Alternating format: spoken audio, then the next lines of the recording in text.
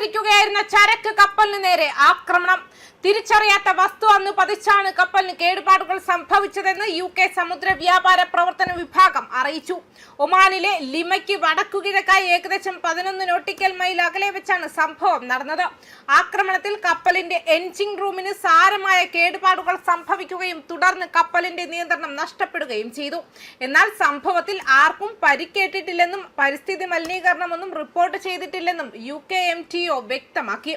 വിവരമറിയിച്ചതിനെ തുടർന്ന് പ്രാദേശിക coast guard അധികൃതർ സ്ഥലത്തെത്തുകയും അന്വേഷണം ആരംഭിക്കുകയും ചെയ്തിട്ടുണ്ട്. ഈ മേഖലയിലൂടെ സഞ്ചരിക്കുന്ന മറ്റ് കപ്പലുകൾ ജാഗ്രത പാലിക്കണമെന്നും സംശയാസ്പദമായ നീക്കങ്ങൾ ശ്രദ്ധയിൽപ്പെട്ടാൽ ഉടൻ അറിയിക്കണമെന്നും അധികൃതർ നിർദ്ദേശം നൽകി. തങ്ങൾക്കെതിരായ ആക്രമണങ്ങൾക്ക് അമേരിക്ക ഉൾപ്പെടെയുള്ള വിദേശ ശക്തികൾക്ക് താവളമൊരുക്കുന്ന രാജ്യങ്ങൾ ഗുരുതര പ്രത്യാഘാതങ്ങൾ നേരിടേണ്ടി വരുമെന്ന് ഇറാൻ വ്യക്തമാക്കി.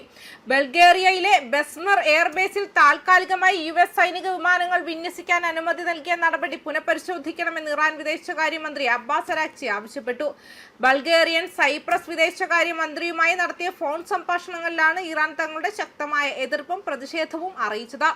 അതേസമയം ചൊവ്വാഴ്ച അമേരിക്കൻ സമയം വൈകിട്ട് 5:45ഓടെയാണ് ഇറാന്റെ ഇസ്ലാമിക് റവല്യൂഷണറി ഗാർഡ് കോർപ്സ് ജോർദാനിലെ US സൈനിക താവളത്തിന് നേരെ ബാലിസ്റ്റിക് മിസൈലുകൾ ഉപയോഗിച്ച് അപ്രതീക്ഷിത ആക്രമണ ശ്രമം നടത്തിയത്.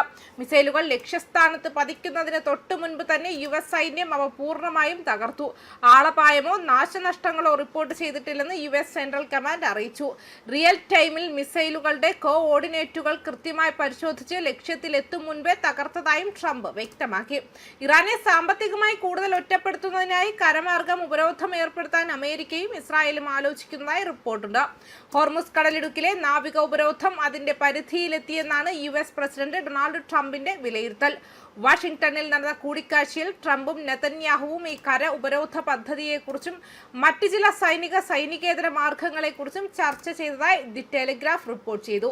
ഇറാനിലേക്കുള്ള കയറ്റുമതിയും ഇറക്കുമതിയും പൂർണ്ണമായി തടഞ്ഞാൽ എന്ത് സംഭവിക്കുമെന്ന് ഒരു മുതിർന്ന ഇസ്രായേൽ ഉദ്യോഗസ്ഥൻ ചോദിച്ചെന്നാണ് റിപ്പോർട്ടിൽ പറയുന്നത്. ഈ കര ഉപരോധം വിജയിക്കണമെങ്കിൽ ഇറാഖ്, തുർക്കി, പാകിസ്ഥാൻ, അഫ്ഗാനിസ്ഥാൻ, തുർക്കിമെനിസ്ഥാൻ, അർമേനിയ, അസർബൈജാൻ തുടങ്ങിയ സമീപ രാജ്യങ്ങളുടെ സഹകരണം ആവശ്യമാണ്. എന്നാൽ ഈ രാജ്യങ്ങൾ ഉപരോധത്തിൽ പങ്കെടുത്താൽ ഇറാനിൽ നിന്നും തിരിച്ചടി നേരിടേണ്ടി വരും.